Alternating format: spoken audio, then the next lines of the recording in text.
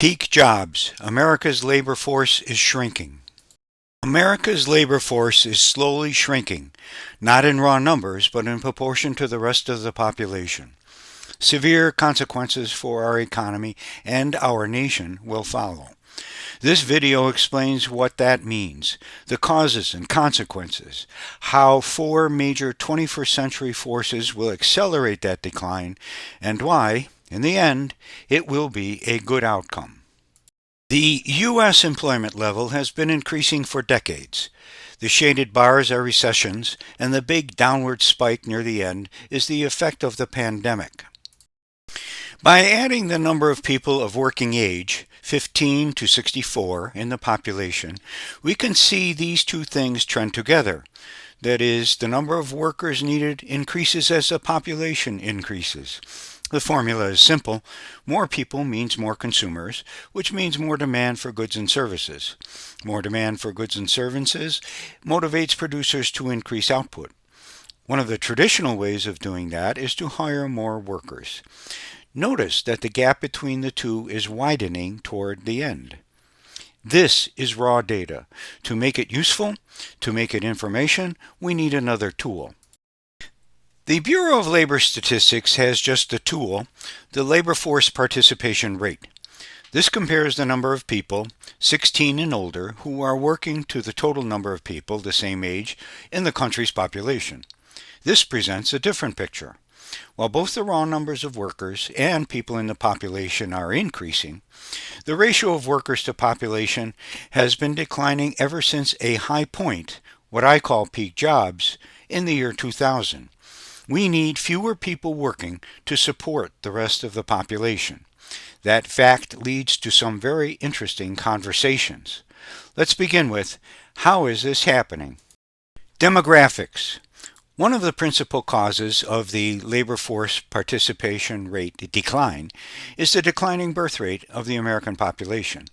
The boomers are retiring in large numbers as fewer younger people are entering the job market. Boomer retirements alone do not explain the declining labor force participation rate. Boomers didn't start retiring, turning 65, until 2011, 11 years after the decline started. Outsourcing, offshoring.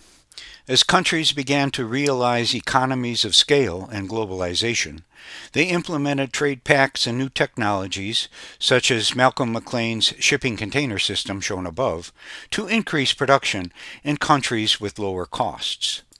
Technology.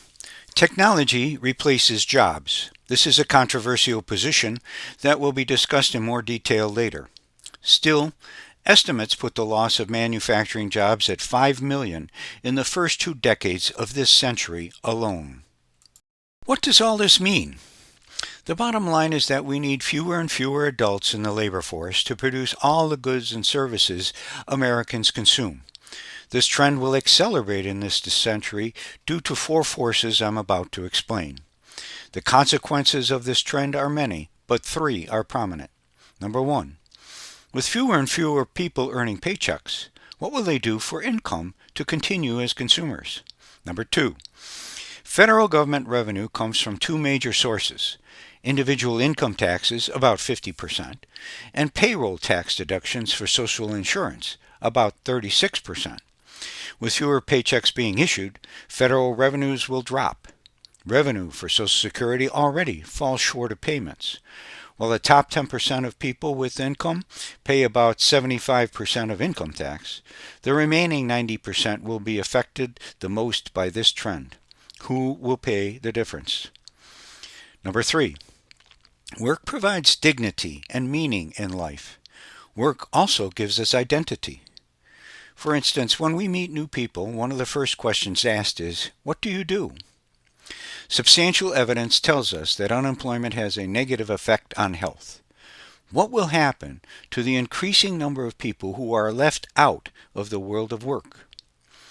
These questions have answers and solutions, but for now, turn your attention to 4 significant 21st century forces that will accelerate this trend. The limits of the planet Earth. In 1972, the Club of Rome, a convention of European scientists in Rome, published a prophetic book. The book was a report generated by MIT that assessed humanity's impact on global resources. They concluded that the planet could not support present economic and population growth rates even with advanced technology. Their deadline was 2010. They were not far off. With marine fisheries, North American aquifers and lakes, timber resources, mineral deposits, and arable land all being depleted, humanity is hitting the limits of this planet's capacity to provide raw materials. On the side of being a sink for our waste, we've reached the limit of the atmosphere to absorb our waste greenhouse gases. This has thrown atmospheric climate so much out of balance that extreme events are occurring much more frequently with increased costs of lives and money. Bottom line, we cannot grow infinitely in a finite environment. Limits to consumption. How much more do we need? Many sectors of our economy are showing signs of market saturation. Housing, food, transportation, retailing, and television programming, to name a few. Take higher education. Student enrollment has declined since 2010, forcing universities and colleges to cut back on faculty and programs. In 2023, 14 colleges closed in the U.S., and there were more mergers and acquisitions. The primary reason is the declining birth rate, meaning fewer people enter the pipeline in primary grades. But also, there are signs that our country has a surplus of college-educated workers. A Federal Reserve Bank of New York survey of recent college graduates found that they have a higher unemployment rate than the general population. Even in STEM jobs, mathematicians have an unemployment rate more than 2 times the overall rate. AIR. Technology replacing human labor has always been a controversial topic. A new technology, marrying artificial intelligence with robotics in a package that looks and moves like a human being, will settle this once and for all. Instead of being a technology that enhances the productivity of the human worker, it becomes the worker. One further benefit, as an employer during the pandemic said, robots don't get COVID. Capitalism is failing. Free market capitalism is the best job-generating economic system in history. But without the three-legged stool of infinite raw materials and room for waste, unlimited demand from the marketplace, and humans trading their labor for money to consume the market's output, how will capitalism continue? This isn't a new idea. I have been thinking about it. Go to the largest bookseller in the world and search the keywords post-capitalism and end of capitalism, and you will get more than 170 hits. Signs, including the increase of public debt to GDP in most developed nations, are signs that governments need to boost stagnating economies. Stock buybacks, corporate welfare, corporate influence in elections, and legislative lobbying all point to a weakening system. The inequality of wages means a concentration at the top and less left for the bottom 90%, which leads to weak consumer spending and, again, stagnation. What hope is there? We will manage to find ways to solve all these problems. Solutions are being proposed all the time. As for the declining birth rate and consequent decline in labor force participation rate, that's not even a problem. Fewer people have a smaller impact on the Earth's resources, helping to restore environmental damage. The declining need for workers eases the issues with immigration. While immigration is good for the diversity of our society, and as the richest nation on Earth, we have an obligation to welcome people who have fled unlivable conditions in their home countries. We no longer need immigrants to grow our labor force. Many solutions have been floated for the transfer of the fruits of production to consumers, especially those not drawing a paycheck. Universal basic income is one of those solutions, but it needs more work to make it acceptable to all.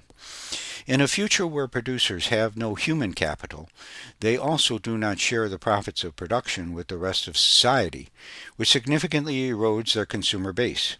They have a vested interest in transferring some of the company's wealth to consumers. This topic is another story for another time, but we've solved problems before. We can do it again. If we do, this situation, fewer people working promises a better life for us all. John Maynard Keynes saw this coming. A future without work is a better future. 100 years ago, economist John Maynard Keynes foresaw technological unemployment as shrinking the labor force. He knew it was coming. Quote, "For the first time in his creation, man will be faced with his real, his permanent problem, how to use the freedom from pressing economic cares, how to occupy the leisure, to live wisely and agreeably and well." End quote. Another quote, "I look forward, therefore, in days not so remote, that the greatest change which has ever occurred in the material environment of life for human beings." End quote.